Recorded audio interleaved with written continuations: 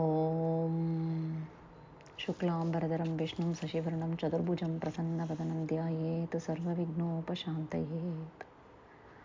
ॐ अस्य श्रीबालकाण्डमहामन्त्रस्य ऋष्यशृङ्गऋषिः अनुष्टुप्छन्दः दाशरथिः परमात्मा देवता रामबीजं नमः शक्तिः रामायेति कीलकं श्रीरामप्रीत्यर्थे बालकाण्डपारायणे विनियोगः। ॐ ऋष्यशृङ्गऋषये नमः शिरसि, ॐ अनुष्टुप्छन्दसे नमः मुखे, ॐ दाशरथि परमात्मदेवतायै नमः हृदि, ॐ रामबीजाय नमः गुह्ये, ॐ नमः शक्तये नमः पादयोः, ॐ रामाय कीलकाय नमः सर्वाङ्गे, ॐ सुप्रसन्नाय अङ्गुष्ठाभ्यां नमः, ॐ शान्तमनसे तर्जनीभ्यां नमः, ॐ सत्यसन्धाय मध्यमाभ्यां नमः, ॐ जितेन्द्रियाय अनामिकाभ्यां नमः, ॐ धर्मज्ञाय नयसारज्ञाय कनिष्ठिकाभ्यां नमः, ॐ राज्ञे दाशरथये जयिने करतलकरपृष्ठाभ्यां नमः। श्रीराममाश्रितजनामरभूरुहेशम् आनन्दशुद्धम् अखिलाम् अरविन्दताङ्घ्रिं सीताङ्गनासुमिलितं सततं Sumitra पुत्रान्वितं धृतधनुःशरमादिदेवम्।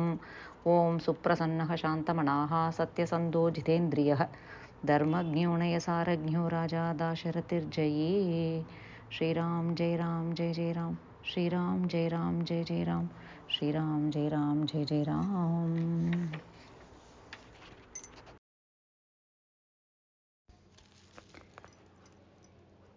We'll see shlokas 41 to 45 as the meanings are connected.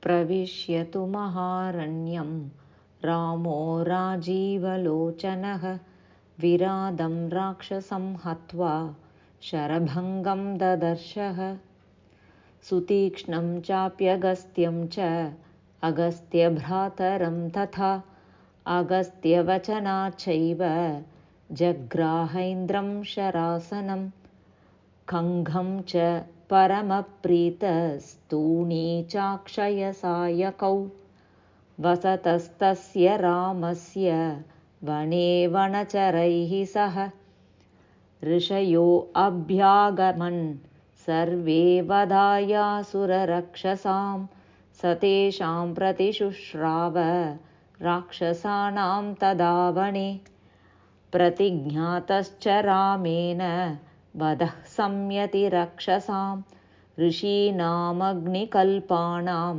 दण्डकारण्यवासिनाम्.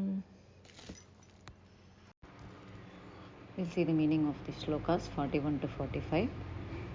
Entering the great forest of Dandaka and having dispatched the augur Virada, the lotus-eyed Rama saw one after another the sages Sharabhanga and Sutikshna, as well as Agastya and his brother Idmavahana. Nay, at the instance of Agastya himself, he accepted with supreme delight a bow, a sword, a pair of quivers containing an inexhaustible store of arrows, all bestowed upon the sage by Indra, the Lord of Paradise.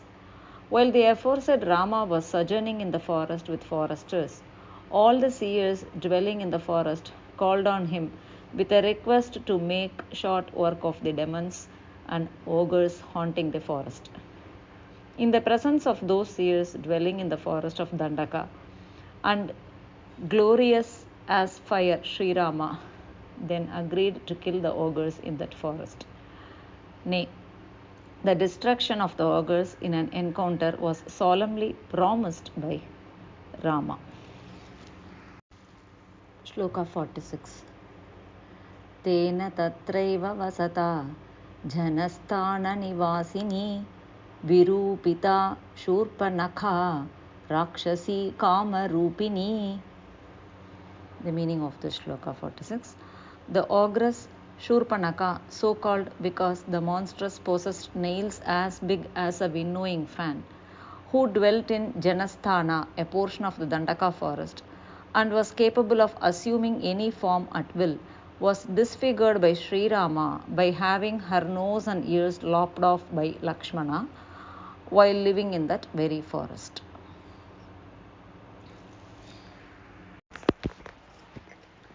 Shlokas 47 to 50.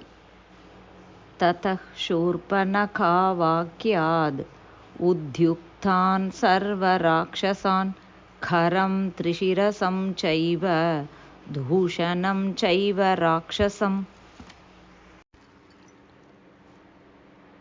Nijaghanarane Ramas Tesham Chaiva Padanugan Vane Tasmin Nivasata Janasthana Nivasinam Rakshasam Nihatanyasan Sahasrani Chaturdasha Tato Jnati Vadham Shrutva Ravanah Krodha Murchitah Sahayam Varayamasa Maricham Nama Rakshasam Varyamanah Subahusho Marichena Saravanah.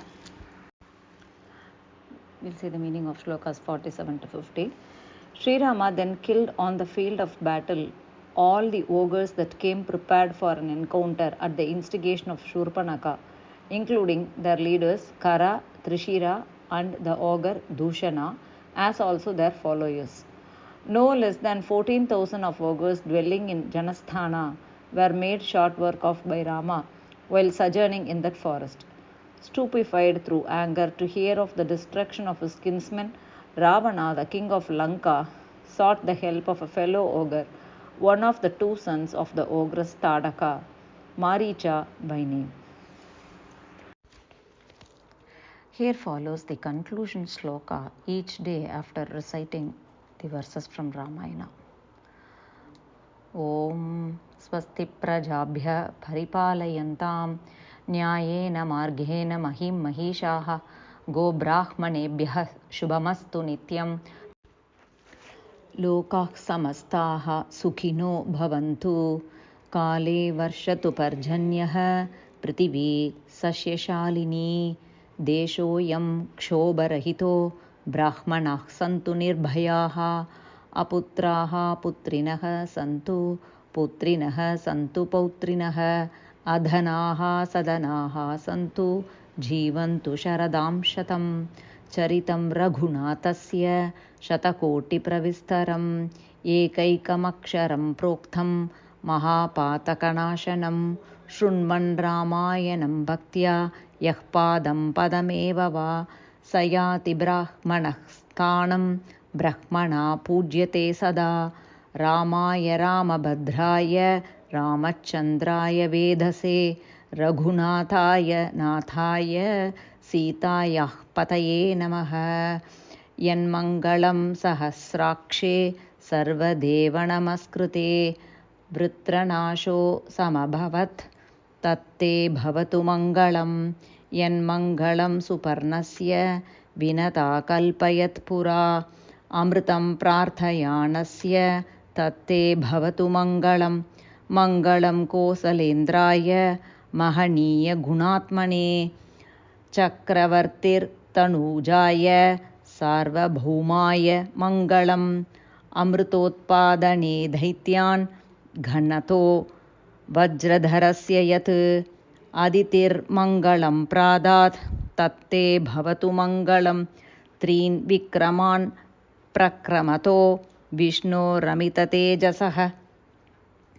Yadasin Mangalam Rama Tatte Bhavatu Mangalam Rishayah Sagara Dvipa Veda Loka Dishashchate Mangalani Mahabaho Dishantu Tava Sarvada Kayena Vacha Manasendriyairva Buddhyatmana Va Prakritisvabhavat Karomi Yadyat Sakalam Parasmai Narayanaayeti Samarpayetat. Shri Ram Jai Ram Jai Jai Ram Shri Ram Jai Ram Jai Jai Ram Shri Ram Jai Ram Jai Jai Ram.